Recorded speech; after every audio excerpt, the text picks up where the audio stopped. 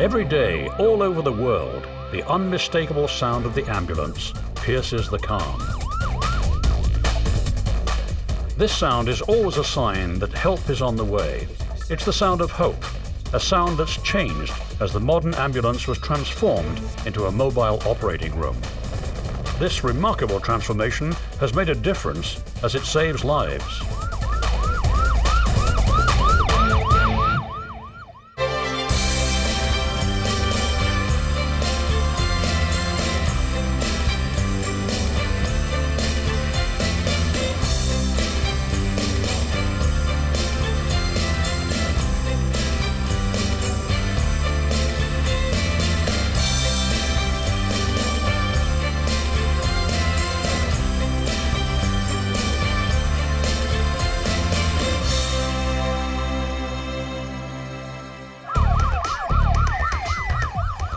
We take for granted that an ambulance will arrive if we're ever injured. But it's really only been about 30 years since the modern ambulances with highly trained crews began to appear. It's remarkable that basic medical decisions and some surgical practices, once only available in hospitals, can now be performed on the go. The technology on board modern ambulances turn them into operating rooms on wheels.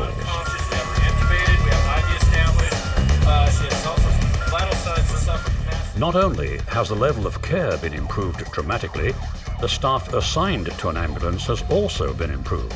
The result? Accident victims are 25 times more likely to survive today than in the 1960s. The story of the development of the ambulance is linked to warfare, but the advances made in battle have always improved civilian life. The military has always maintained the sort of cutting edge of emergency medicine, and many of the techniques that are developed on the battlefield then were moved over into civilian life.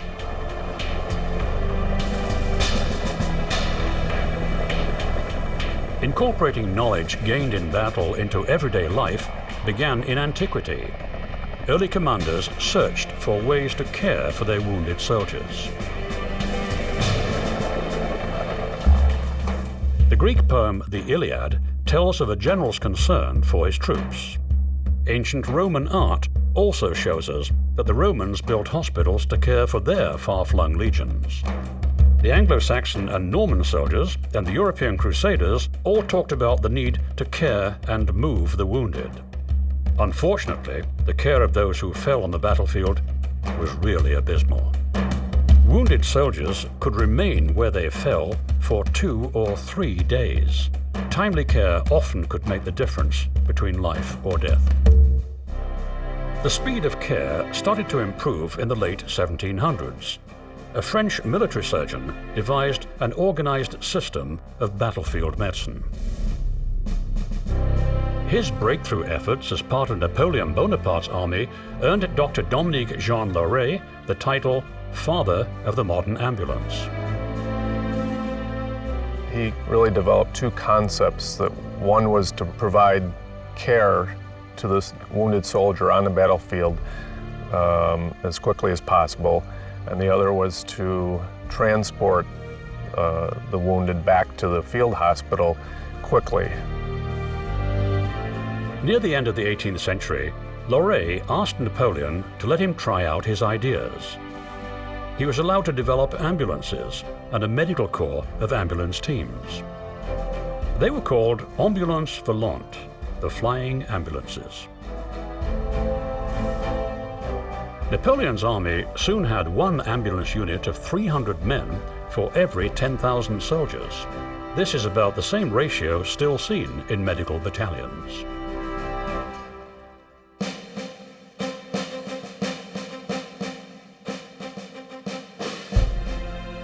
At the onset of civil war in the United States in 1861, the country had no experience with an army larger than 25,000 men. It didn't have an organized medical system. It wasn't ready for a brutal war, let alone the medical requirements of a large army. As the wounded fell, it became clear to those in the military and the citizens of the nation that something had to be done. The Army scrambled to develop a medical corps equipped with ambulances. On August 2, 1862, Major General McClellan issued an order that created the Ambulance Corps and laid the groundwork for the Army's medical system. His plan was adopted by armies around the world. Commanders initially resisted the use of battlefield ambulances. They thought that a medical corps on a battlefield would remind the troops of the danger and panic them. But the soldiers demanded help for their fallen comrades. They wanted stretchers, litter bearers, doctors, hospitals, and ambulances to carry the wounded. The carnage was a shock to most, and the lack of preparedness bordered on the criminal. When the American Civil War began, it's safe to say that the American Army, the Union Army, was simply unprepared for war. The ambulances were owned by the quartermaster, and they were driven by civilian teamsters. So at Bull Run, the teamsters stole the medical alcohol, got drunk, and as soon as the firing broke out, left, so the wounded were not evacuated, sometimes for up to 2 to 3 days. Bull Run, the first major battle, destroyed the North's notion that it would easily prevail. The need for better battlefield medicine was all too clear. 3,000 men remained on the battlefield 2 days, 3 days after the battle. And even a week after the battle, there were still some 600 men left to be evacuated. One Army doctor, Jonathan Letterman, was appalled by the battle. Letterman, like Lauret, knew the soldiers deserved better. General McClellan authorized him to make changes. He started by organizing an ambulance corps that would no longer report to the quartermaster, an important step.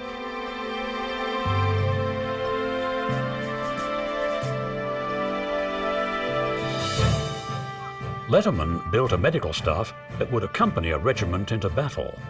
He placed medical aid stations close to the front lines. The Union's field hospitals were ready to give the wounded initial medical care.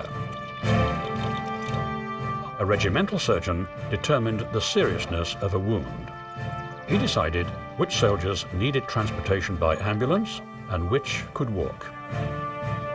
The ambulances were reserved for the grievously wounded. The doctors could use the field hospital to operate on the wounded if it appeared to be necessary, but the ambulance made it feasible to move a soldier. This wasn't always practical, but the Union's ambulances and field hospitals lessened the suffering and reduced the death toll. The brutal war challenged the rudimentary medical services. Antietam, Fredericksburg, and Gettysburg tested the ambulance and field hospitals. Letterman's plans were credited with limiting the gruesome toll and are still being practiced today. But what he built is exactly what the American Army does today.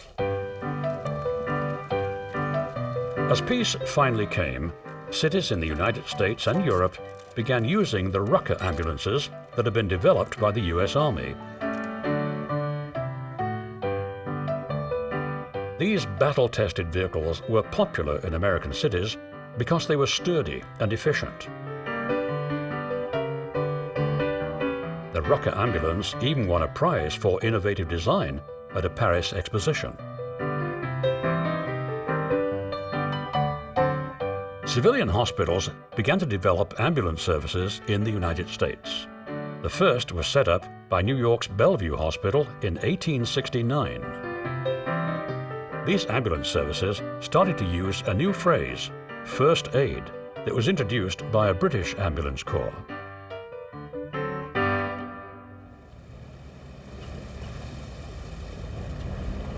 World War I once again brought the need to improve the medical corps to the forefront. It was time to abandon horses and carriages and adopt motorized ambulances.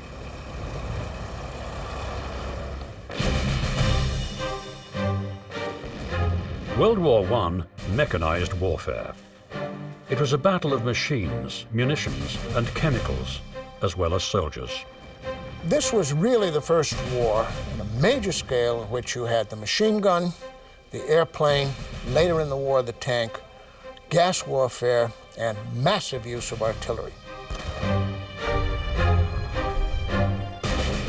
These new inventions made transporting the wounded difficult and dangerous. The response to the use of heavy artillery and deadly new guns was to force the combatants to line up at the front in trenches.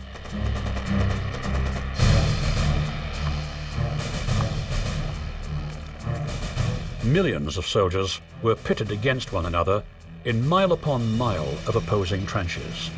Mud, water, and rats were their constant companions in all seasons. Outside the trenches, a world wrapped in poison gas, pierced by machine gun bullets and the screams of the unfortunate soldiers who'd been flung into this no-man's land strewn with corpses. The litter bearers risked it all, getting the wounded. But transporting the wounded by any stretch of the imagination was an arduous task. The no-man's land was filled with holes and gas, and the mud was everywhere. And all of this taxed the bear companies. It wasn't always possible to bring the wounded in from the battlefield.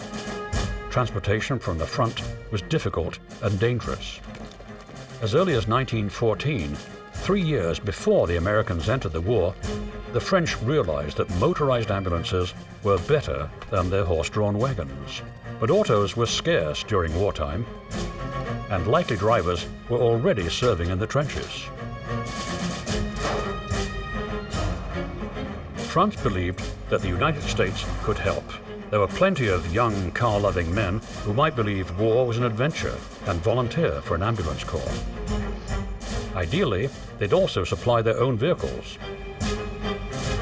The plan worked. The first group came from Ivy League schools. As the war continued, volunteers were recruited throughout the country. They were all taken by the romantic image of driving ambulances in battle. Most of the drivers were organized by two groups, the Red Cross and the American Ambulance Field Service, or AFS. AFS eventually became the most famous volunteer operation in France. Everyone was impressed with the volunteers and their rugged Model T Ford ambulances. They all were in love with the Ford, the Tin Lizzie. I mean, it would come through for you. It would make it through the muddy roads. It had that low planetary gear, a whole bunch of reasons. Easy to repair and fix, easy to change a tire, whatever. Dependable, reliable, sturdy. I mean, these adjectives keep coming through. It served a great purpose, and over the course of the war, was used to evacuate more than 500,000 men. By the time the U.S. Army took over the volunteer organizations in 1917, over 3,500 Americans had served as drivers. Some, like Hemingway, E.E. Cummings, and Archibald MacLeish, went on to literary fame. But most served with distinction anonymously.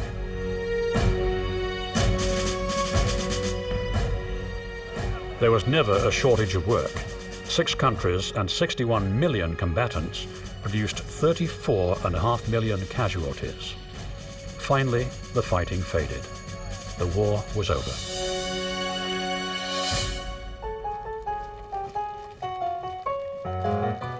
The soldiers came home. They returned with memories of motorized ambulances and emergency medicine. The ground had been laid for the acceptance of motorized civilian ambulances in the 1920s. Julian Weis, a young man from Roanoke, Virginia, had a profound influence on the future of the ambulance and emergency rescue. It started by accident. When Julian was 9 years old, he was on the banks of the Roanoke River, and he saw a canoe come down the river with 2 men in it, and that capsized right in front of him. There were men on the banks with him, and they threw branches into the river. They shouted advice. They tried to help the men, but they were unable to. And Julian said he felt so helpless seeing those two men drown, that when he grew up, he wanted to do something, to be a lifesaver, to save people like that. What he witnessed at the Roanoke River stayed on his mind. When he grew up, he developed a plan. He formed in the city of Roanoke the first volunteer rescue squad, and that became a kind of prototype for other volunteer squads around the country. In 1928, Weis founded the Roanoke Life-Saving and First Aid Crew.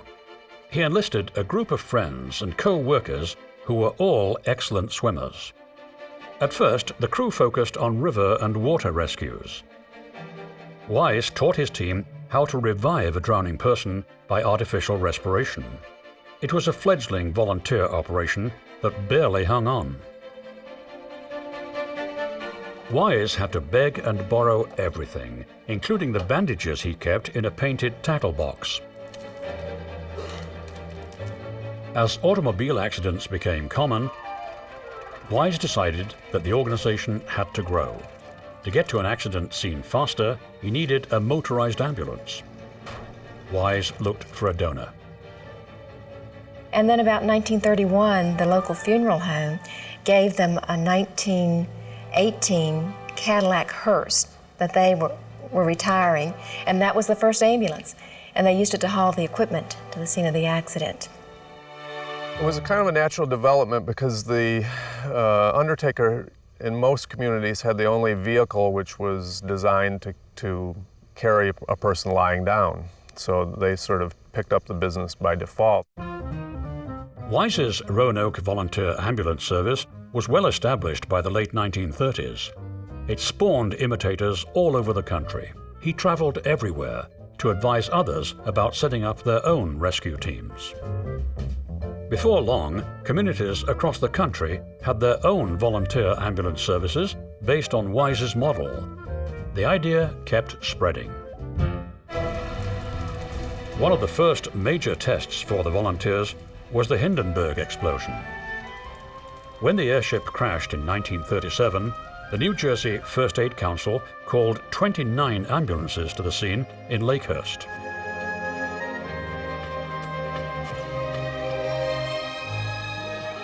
There was a larger disaster looming in the late 1930s that would test the ambulance. Once again, war began, and nations found new ways to maim, slaughter, and destroy. Almost the entire planet would be engulfed as the plague of war spread.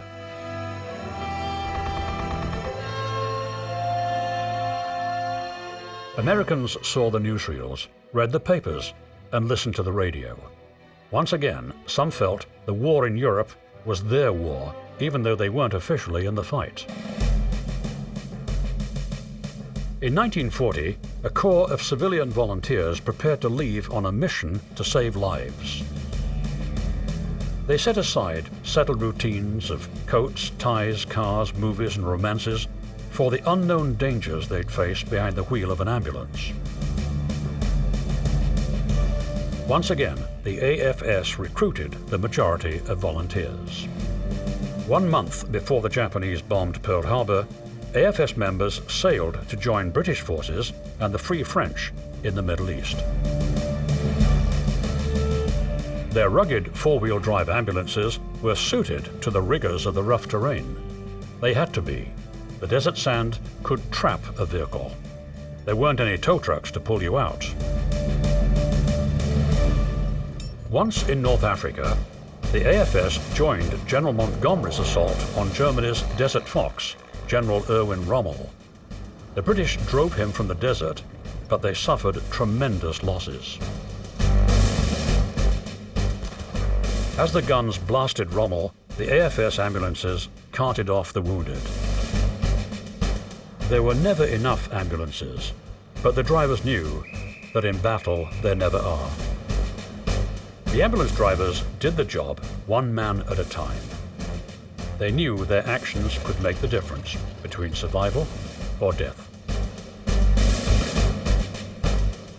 When America entered World War II, Army medical units were sent to the front. Wherever the troops moved, they were followed by medics and ambulances. The Army medic became a part of every infantry platoon, and an ambulance unit was assigned to each battalion.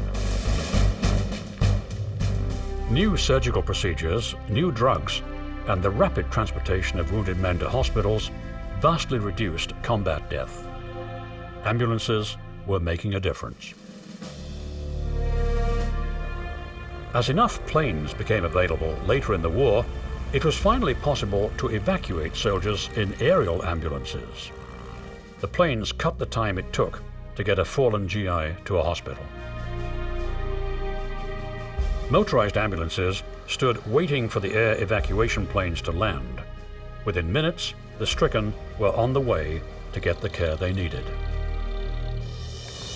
While trucks and planes played a major role in reducing fatalities during World War II, a new technology arrived towards the end of the war that would set the course for the future of military and civilian emergency medicine: the helicopter. The first known helicopter evacuation was April of '44 in the jungle in Burma, and the pilot could only take out one patient at a time and had trouble getting the thing off the ground, but he brought out 3 patients from an area you couldn't get even a light aircraft in. These go-anywhere, land-anywhere machines would catapult emergency medicine forward, but not until another conflict began. The wait would not be long. The joy of peace was not to be savored. The former soldiers had barely slipped out of uniform and back into civilian life when a new fight erupted in Korea.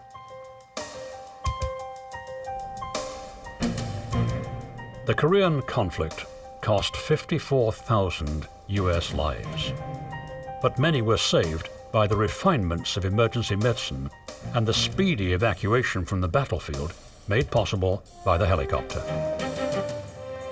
After World War II, everybody got interested in the helicopter.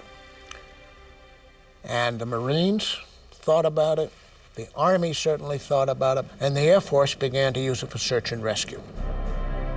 Many soldiers owe their lives to the use of helicopters. The motorized ambulance still played a major role in military medicine, but for getting patients out fast, the helicopter was best. Technical progress was being made in the air and in the military, but America's civilian ambulance services were badly in need of reform. Most of these outfits simply practiced load and go. In 1960, fewer than half of the 200,000 ambulance and rescue personnel in the country were trained in Red Cross Advanced First Aid. Only 6 states offered standard courses for rescuers, and only 4 regulated ambulances. In 1966, the federal government finally acted with a mandate. Emergency services had to improve. The familiar icon of the American ambulance services, the Cadillac, was about to change.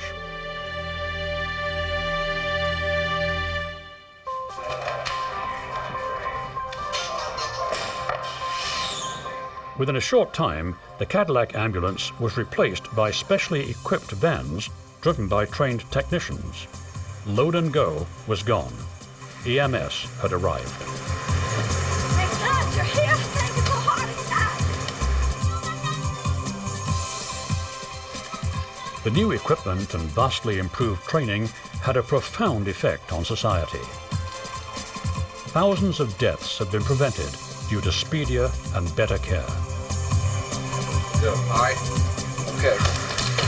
As the ambulance continues to improve, more people will be helped, and they'll live longer.